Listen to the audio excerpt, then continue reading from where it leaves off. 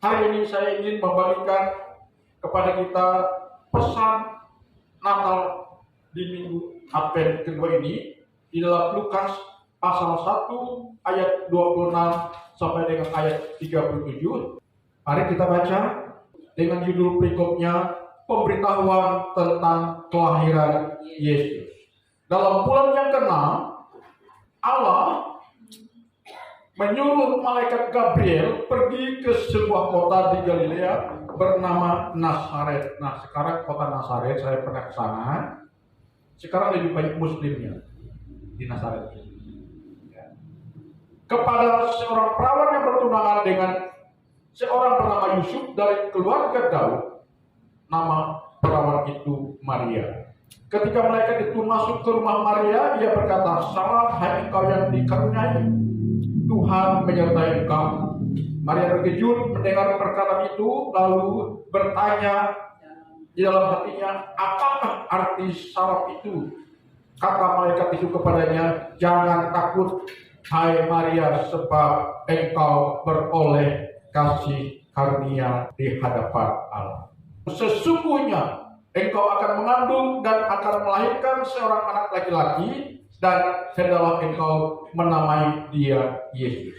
Ia akan menjadi besar dan akan disebut anak Allah yang Maha Tinggi, dan Tuhan Allah akan mengaruniakan kepadanya tahta Daud bapa leluhurnya, dan ia akan menjadi raja atas kaum keturunan Yakub sampai selama-lamanya, dan kerajaannya tidak akan berkesudahan." Bagaimana hal itu mungkin terjadi karena aku belum bersuami? Jawab malaikat itu kepadanya, "Roh Kudus akan turun atasmu, dan kuasa Allah yang Maha Tinggi akan menaungi engkau. Sebab itu anak yang akan kau lahirkan itu akan disebut kudus, anak Allah. Dan sesungguhnya Elisabet, sangatmu itu, ia pun sedang mengandung seorang anak laki-laki pada hari tuanya, dan inilah bulan yang ke-6 bagi dia yang disebut mandul itu. Sebab bagi Allah tidak ada yang mustahil." Kata Maria, "Sesungguhnya aku ini adalah hamba Tuhan, jadilah padaku menurut perkataan itu." Lalu malaikat itu meninggalkan dia. Haleluya. Ya. Jadi hari ini saya ingin menyampaikan kepada kita, biarlah kita akan mendapatkan predikat seperti yang malaikat katakan kepada Maria. "Hai engkau yang dikaruniai," siapa? Allah.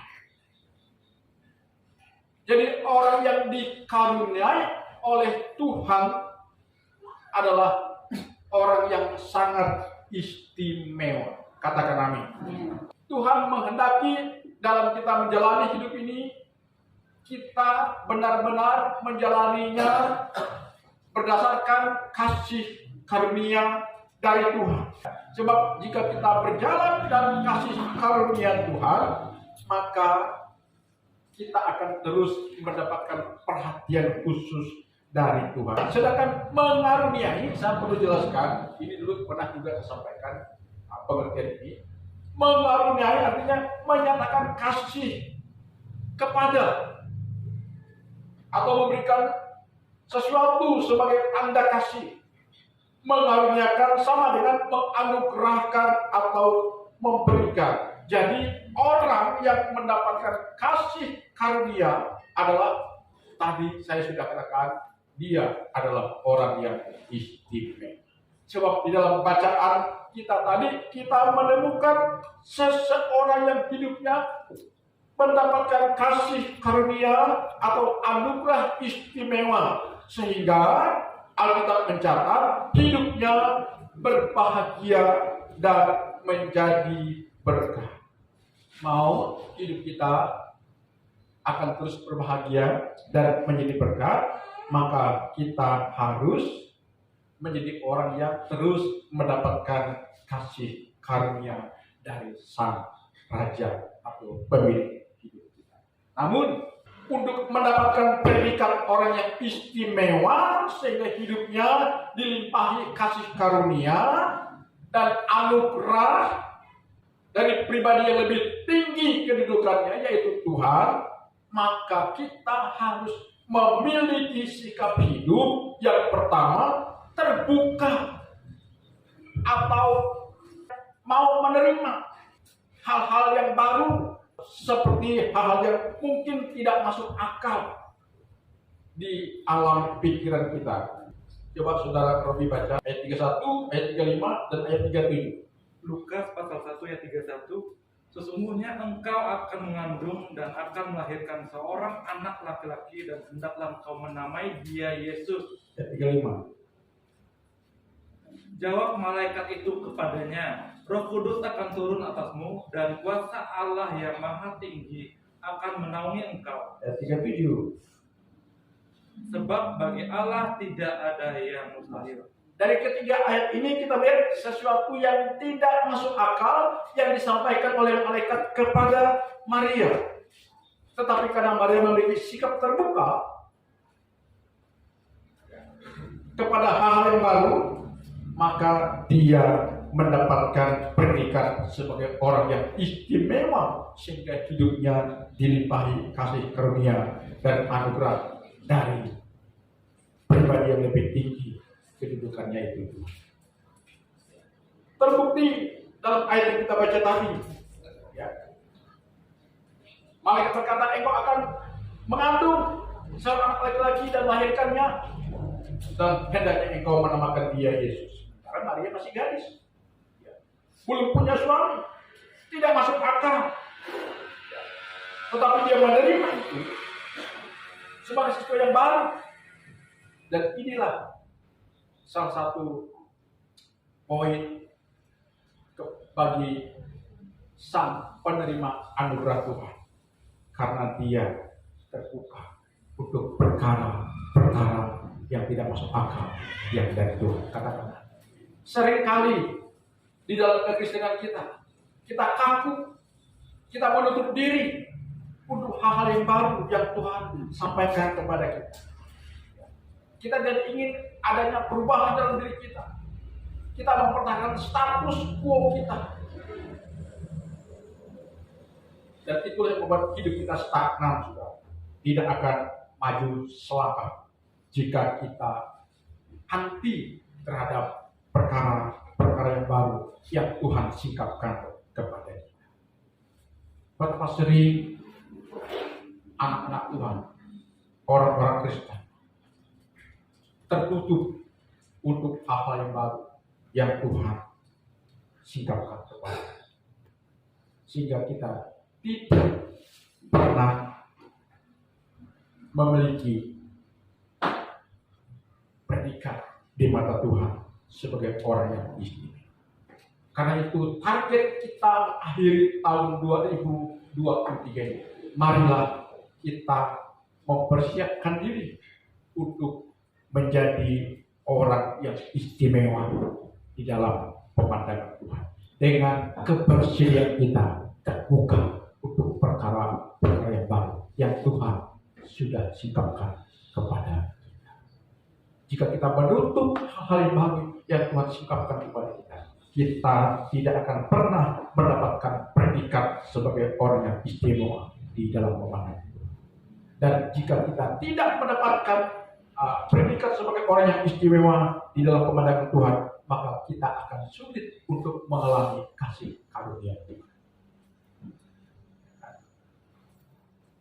Siap saudara mengakhiri tahun 2023 ini, kita membuka diri untuk Tuhan. Amin. Membuka diri untuk firman Tuhan, itu yang Tuhan mau. Coba kita membuka diri untuk Tuhan dan firman Tuhan, hidup kita akan terus dibaharui oleh Tuhan. Dan bukan hanya dibaharui oleh Tuhan, tapi kita mendapatkan sebuah predikat status sebagai orang yang istimewa di dalam pemandangan Tuhan. Ini yang pertama yang Tuhan ingin ada pada kita di bulan Natal. Sebab percuma kita merayakan Natal kalau kita tertutup kepada kasih karunia Tuhan. Natal tidak akan bermakna apa-apa, hanya sebuah perayaan seremonial saja bagi kita. Karena itu kami sebagai hamba Tuhan mengingatkan kita pentingnya kita mengusahakan diri untuk memiliki predikat sebagai orang yang istimewa di dalam pemandangan Tuhan, dengan kita membuka diri kita untuk perkara-perkara baru yang Tuhan singkapkan kepada kita. Haleluya. Artinya dengan kebersediaan kita melakukan firman Tuhan, sekalipun firman Tuhan itu tidak masuk akal kita, sekalipun pesan Tuhan itu belum cocok dengan keberadaan kita sekarang. Mungkin keadaan kita sedang terjepit, sedang dalam keadaan mungkin ada di dalam titik terendah. Tapi jika kita terbuka untuk Tuhan, kita meminta kepada Tuhan pertolongan dengan sikap terbuka tadi, percayalah, karena tadi ayat mengatakan tidak ada yang mustahil bagi, dan tidak ada yang mustahil bagi orang percaya. Sudahkah kita siap buka hati kita untuk menerima hal yang baru dari Tuhan? Jawabannya, pilihannya ada pada kita. Kemudian sikap yang kedua, jika kita ingin mendapatkan predikat orang yang istimewa di dalam pemandangan Tuhan, maka silakan baca ayat 28 dan ayat 30 ya. Ketika malaikat itu masuk ke rumah Maria, ia berkata, "Salam, hai engkau yang dikaruniai, Tuhan menyertai engkau." 29. Maria terkejut mendengar perkataan itu, lalu bertanya di dalam hatinya, "Apakah arti salam itu?" Kata malaikat itu kepadanya, "Jangan takut, hai Maria, sebab engkau beroleh kasih karunia di hadapan Allah." Apa arti dari 4 ayat ini 28 dan 30? Artinya di sini adalah kita harus memiliki pola berpikir yang positif. Ya. Pola berpikir yang positif dalam menanggapi setiap pesan yang Tuhan sampaikan kepada kita. Tadi sikap terbuka, amin, sikap terbuka, menerima setiap berita untuk kebaikan kita. Yang kedua, sikap berpikir positif, the power of positive thinking. Ada dalam bahasa Inggris, saya pernah baca buku itu. Jadi sikap berpikir positif, dan orang yang berpikir positif ditandai dengan selalu berespon positif. Ya kan? Coba jika Maria berpikir negatif terhadap apa yang malaikat sampaikan kepadanya, maka Yesus tidak akan pernah lahir melalui rahim.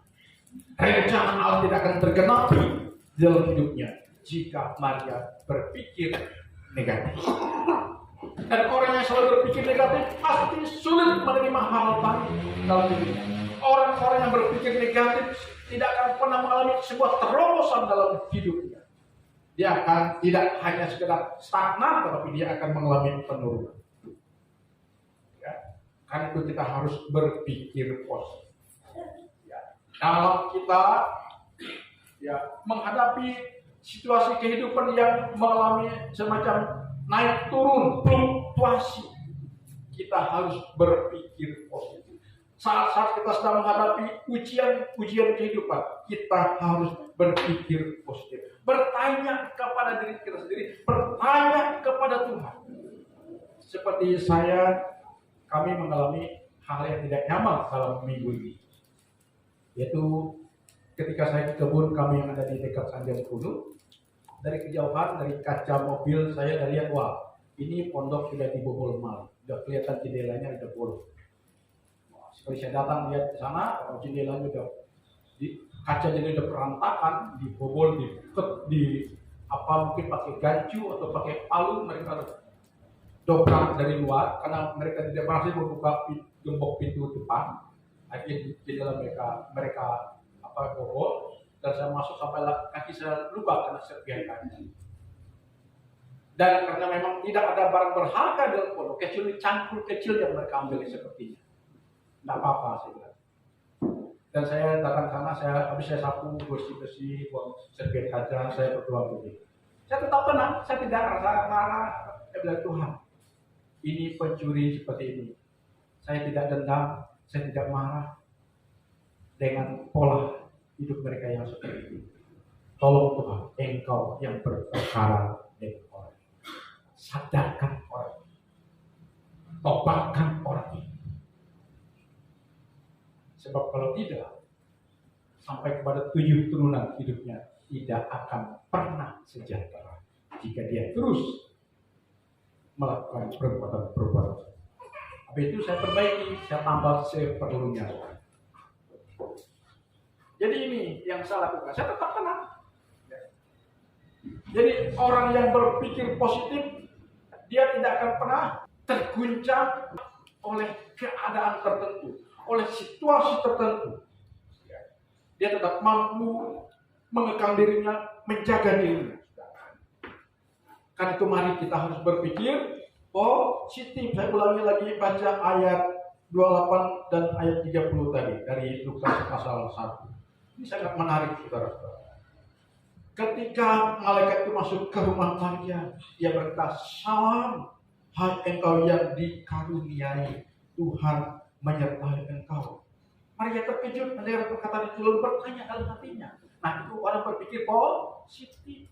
Ada sesuatu yang mungkin membuat pikirannya bertanya-tanya. Dia tidak langsung mengeluarkan pernyataan yang salah, saudara. Tapi dia simpan itu perkara dalam hatinya. Dia bertanya dalam dirinya sendiri.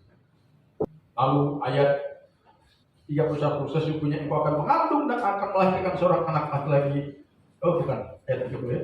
Terkejut, lalu malaikat itu kepadanya, "Jangan takut, hai Maria, sebab engkau beroleh kasih karunia di hadapan."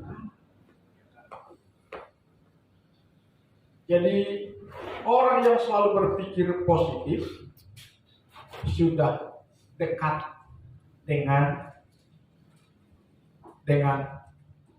Tuhan, di mana Tuhan akan melimpahkan kasih karunia kepadanya. Ya. Jadi coba dalam kita merayakan Natal tahun ini, mungkin ada banyak hal yang kita tidak bisa lakukan. Mungkin kita mau ganti pakaian karena anggaran terbatas, ekonomi lagi seret, usaha kita lagi mengalami penurunan. Jangan kecil hati.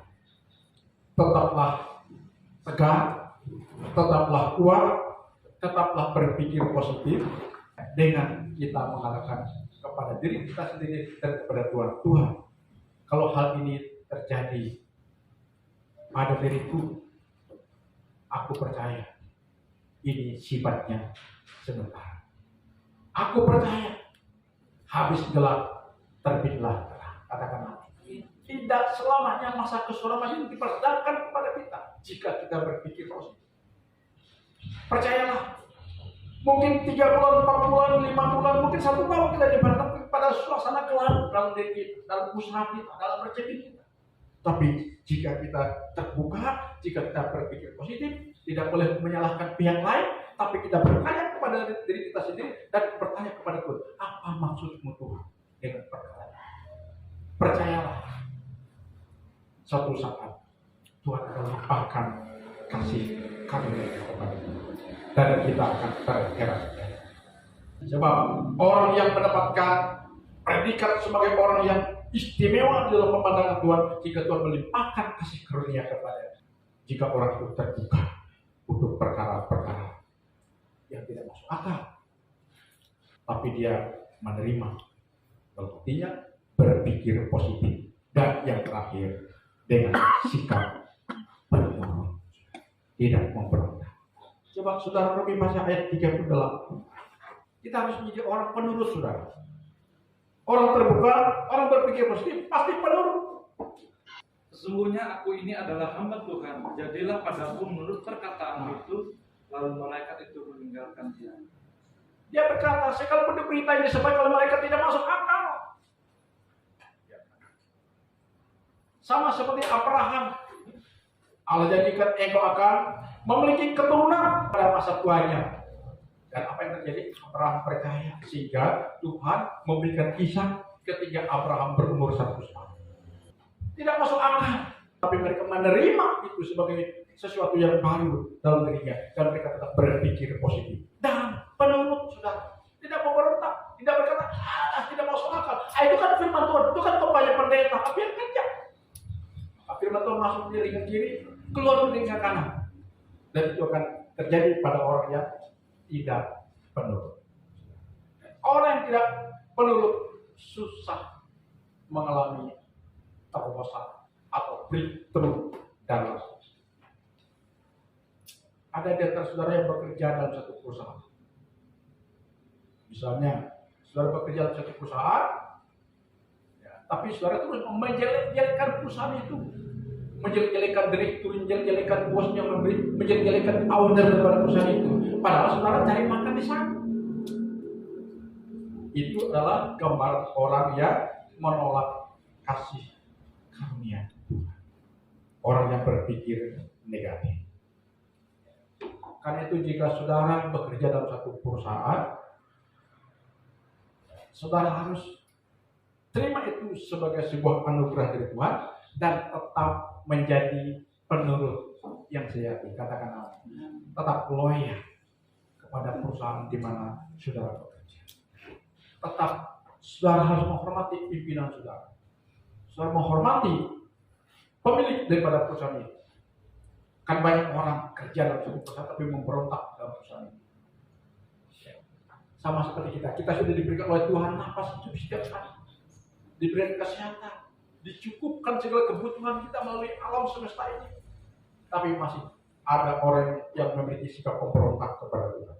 Ini bentuk daripada sikap tidak penurut yang sebenarnya sangat dibenci oleh Tuhan.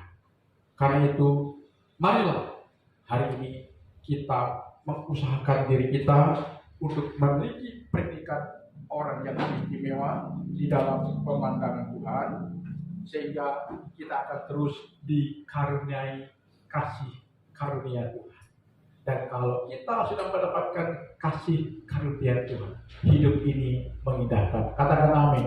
Hidup ini menyenangkan karena Alkitab mengatakan kepada Maria yang telah menerima anugerah dari Tuhan sebagai orang yang istimewa.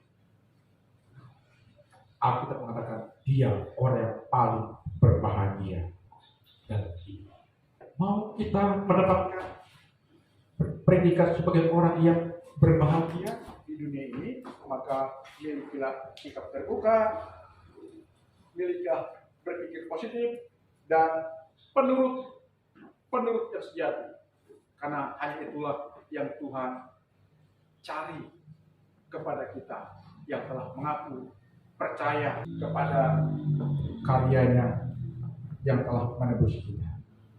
Sebab percuma kita beriman kepada karya Kristus yang sudah lahir, yang sudah mati, bangkit, dan naik ke surga bagi kita, jika kita tetap menutup diri terhadap apa yang Tuhan kehendaki dalam diri kita, yaitu kita menolak ajaran Tuhan, maka kita akan terus mendapatkan predikat orang yang tidak berkenan kepada Tuhan. Tapi hari ini Tuhan ingatkan kita agar kita menjadi orang-orang yang berkenan di dalam pemandangan Tuhan dengan kita memiliki sikap penurut yang sejati, taat kepada Tuhan dan taat kepada firman Tuhan. Dengan demikian hidup ini sudah pasti akan penuh dengan kemurahan dari Tuhan dan akan mengindahkan kita semua. Tuhan Yesus memberkati. Mari kita berdoa.